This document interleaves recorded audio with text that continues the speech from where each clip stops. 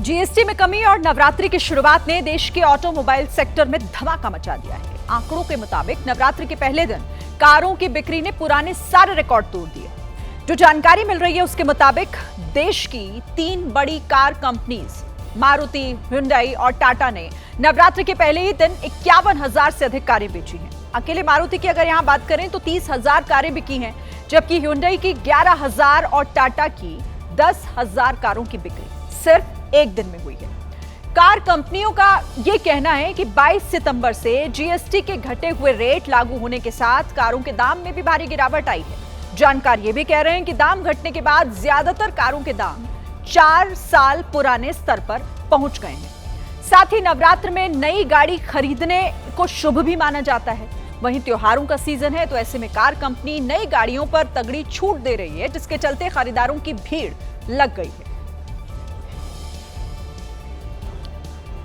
आंध्र प्रदेश के नेल्लोर में किन्नरों ने एक अस्पताल में जमकर बवाल कर दिया। किन्नरों ने नर्स से पैसे मांगे और जब उन्होंने पैसे नहीं दिए तो किन्नर मारपीट पर उतर आए। एक किन्नर ने नर्स को कुर्सी फेंक कर मारी, फिर किन्नरों ने थप्पड़ बरसा दिए। नर्स का कभी हाथ मुरेड़ा तो कभी किन्नरों ने बाल खींचकर मारा। अस्पताल में मौजूद कुछ लोग नर्स को बचाने आए, तब भी किन्नर शांत नहीं हुए और नर्स के बाल पकड़ पकड़ कर उसे पीटते रहे। पैसे ना देने पर किन्नरों ने नर्स के कपड़े तक फाड़ दिए और जमीन पर गिरा गिरा कर पीटा। आरोप है कि किन्नर नशे की हालत में थे और पैसे ना देने पर वो नर्स पर टूट पड़े। यूपी के हापुड़ में भी हाईवे पर कार में आग लग गई। यहां भी चंद मिनट में कार पूरी तरीके से जलकर राख हो गई। वो तो गनीमत रही कि यहां पर समय रहते कार ड्राइवर बाहर निकल आया था, वरना बड़ा हादसा हो सकता था। घटना हापुड़ के बाबूगढ़ में राष्ट्रीय राजमार्ग 9 पर हुई है। कार ड्राइवर बुलंदशहर से मेरठ जा रहा था, तभी यह हादसा हो गया। फायर ब्रिगेड ने आग बुझाने की कोशिश की, लेकिन तब तक देर हो चुकी थी।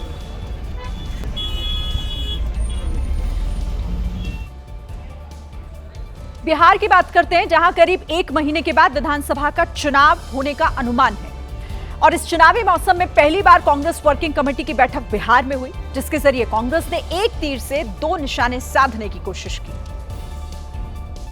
इस बैठक में कांग्रेस का पहला लक्ष्य खुद को बिहार की राजनीति में मजबूत करना रहा, तो दूसरा लक्ष्य सीट बंटवारे में बार्गेनिंग पावर को बढ़ाना। बैठक के बाद हुई प्रेस कॉन्फ्रेंस में बताया गया कि अगले 1 महीने में राहुल गांधी बड़े खुलासे करेंगे। बताया गया कि वोट चोरी के मुद्दे पर हाइड्रोजन बम और यूरेनियम बम फोड़ने की तैयारी हो रही है।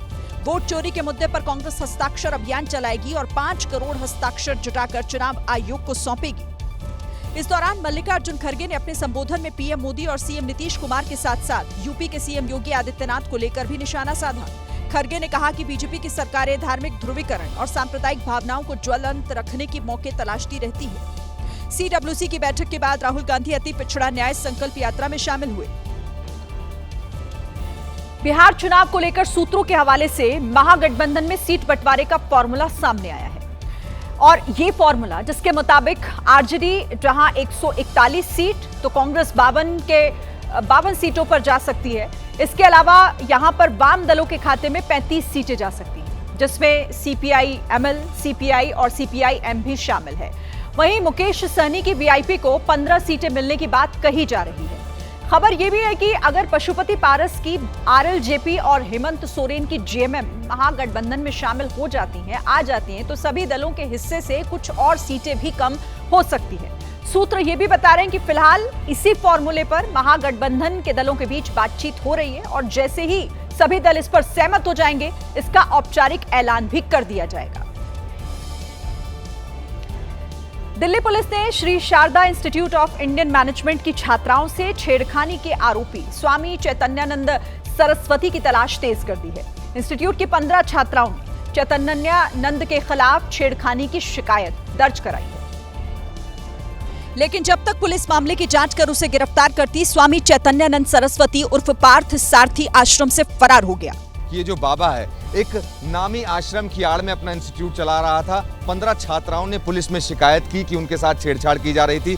स्वामी चैतन्यानंद की आखिरी लोकेशन आगरा में पाई गई, जिसके बाद पुलिस सर्विलांस और इंटेलिजेंस की मदद से उसकी गिरफ्तारी में जुट गई। जो अक्यूज्ड है वो अब्सकॉन्डिंग है और उसकी सर्च जारी है। बताया गया कि आरोपी चैतन्यानंद छात्राओं को अपने पास बुलाने के लिए कई तरह के हथकंडे अपनाता था। केंद्र शासित प्रदेश लेह लद्दाख की शांत और ठंडी वादियां उस वक्त विरोध की आग में तब्दील हो गईं जब छात्रों और सुरक्षा कर्मियों के बीच जबरदस्त झड़प हो गई। बीजेपी का दफ्तर फूंका, सीआरपीएफ की गाड़ी में आग लगाई, बीच सड़क आगजनी, पुलिस कर्मियों से तीखी नोकझोंक, हंगामा, पथराव और हिंसा की ये तस्वीरें बताती हैं कि लद्दाख में छात्रों का आंदोलन अब भयंकर रूप ले चुका है। प्रदर्शनकारियों ने कई गाड़ियों को आग के हवाले कर दिया, कई सार्वजनिक संपत्तियों को नुकसान पहुंचाया। पुलिस ने आंसू गैस के गोले दागते हुए भीड़ को तितर बितर किया। दरअसल सोनम वांगचुक की अगुवाई में छात्र पूर्ण राज्य के दर्जे की मांग कर रही है। यही नहीं, लद्दाख को संविधान की 6ठी अनुसूची में शामिल किए जाने के साथ साथ राज्य के लिए 2 लोकसभा सीटों की मांग रखी गई है।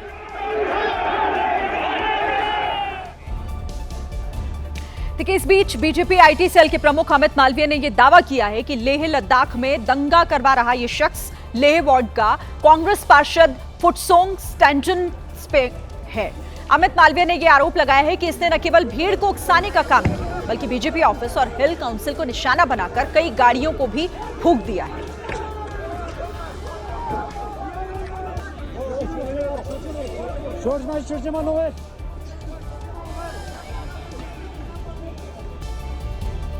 इधर थाईलैंड में धरती ने एक सड़क को निगल लिया। सुनने में थोड़ा सा आपको अटपटा जरूर लग सकता है, लेकिन वाकई वहां 1 मिनट के अंदर सड़क जिस तरीके से धंसी, उसे देखकर यही लगा कि धरती ने उसे निगल लिया। देखते देखते सड़क का बड़ा हिस्सा नीचे धंस गया। धीरे धीरे टूट रहा सड़क का ये इकलौता हिस्सा नीचे नहीं गया। इसके फौरन बाद दाईं और बाईं तरफ की सड़क भी धंसी। खोखली हो चुकी सड़क के बाईं ओर एक बड़ा हिस्सा फिर से नीचे गिर गया।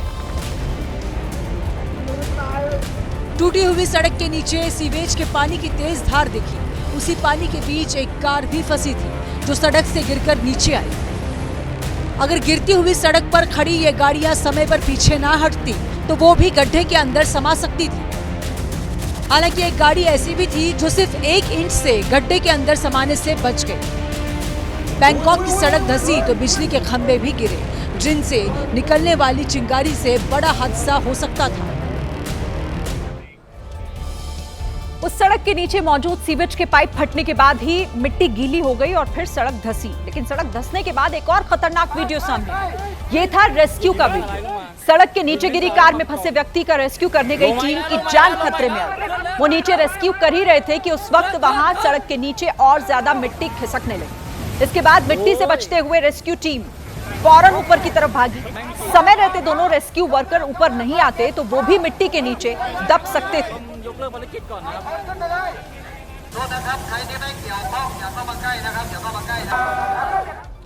इधर इटली में कुदरत का ऐसा अनोखा नजारा दिखा जिसे आप पानी का बवंडर भी कह सकते हैं। जैसे आसमान जमीन पर हवा में बवंडर बनाती है, ठीक वैसे ही यहाँ आसमान में बादल और जमीन पर मौजूद पानी ने मिलकर बवंडर तैयार किया। इसीलिए आप इसे पानी का बवंडर कह सकते हैं। इटली के सर्डिनिया से आए इस वीडियो में समंदर से बवंडर बनाते हुए पानी बादलों की तरफ जाता दिखाई दे रहा था।